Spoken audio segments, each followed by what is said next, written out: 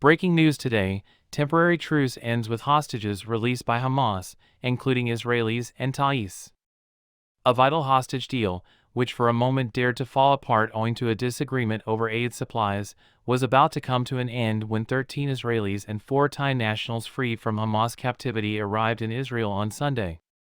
They were supposed to be reunited with their families. The agreement, which aims to exchange 50 Israeli hostages for 150 Palestinian prisoners over the course of 4 days, was overcome by mediation from Qatar and Egypt after a brief row over aid threatened the temporary truce to free captives. However, the dispute highlighted the agreement's fragility. Hamas turned over the captives to the ICRC late on Saturday, and television footage showed them on the Egyptian side of the Rafah border crossing after they left Gaza.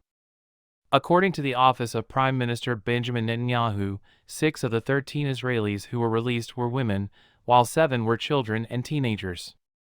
The released hostages are on their way to hospitals in Israel, where they will reunite with their families. The Israel Defense Forces, IDF, announced there were plans to release 33 minors and 39 civilian Palestinians from Israeli prisons in return for the Israeli hostages. Live footage was carried by Al Jazeera TV of what appeared to be a Red Cross bus transporting a large group of jubilant Palestinian inmates being led to the town of Bitunia in the West Bank, which is under Israeli occupation. According to a Palestinian official versed in diplomatic affairs, Hamas will uphold the 4-day ceasefire with Israel, the first such agreement since militants from the group stormed southern Israel on October 7, killing 1,200 and abducting approximately 240 in retaliation for that attack. Israel has threatened to crush the Hamas militants in control of Gaza by launching a ground offensive in the northern part of the enclave and bombarding it with bombs and shells.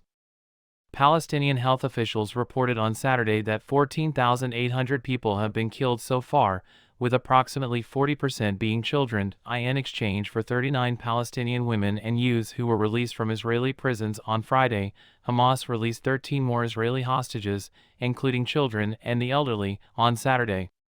Difference of opinion: the deal was about to fall apart when Hamas's armed wing announced it would postpone Saturday's planned second wave of hostage releases until Israel fulfilled all truce conditions, including promising to allow aid trucks into northern Gaza. Only 65 of the 348 trucks that entered Gaza since Friday had made it to northern Gaza, according to Hamas spokesperson Osama Hamdan.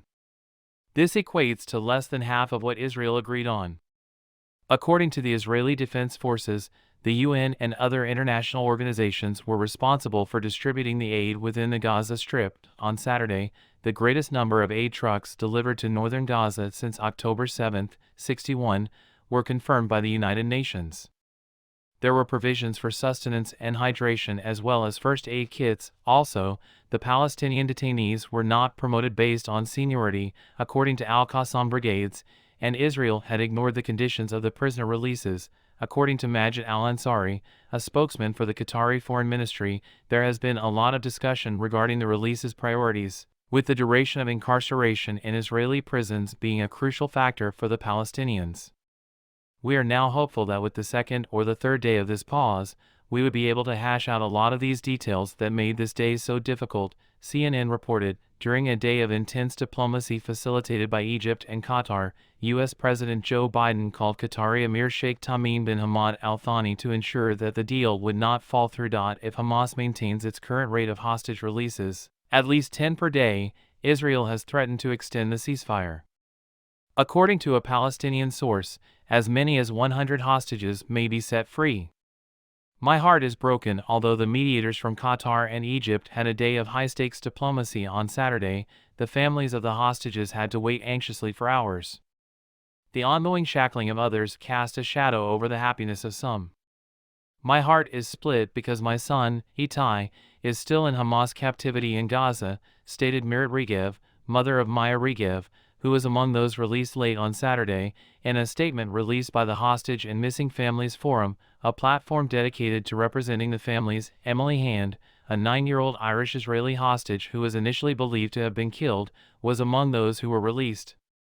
Today is a day of immense joy and relief for Emily Hand and her family, stated Leo Varadkar, Prime Minister of Ireland.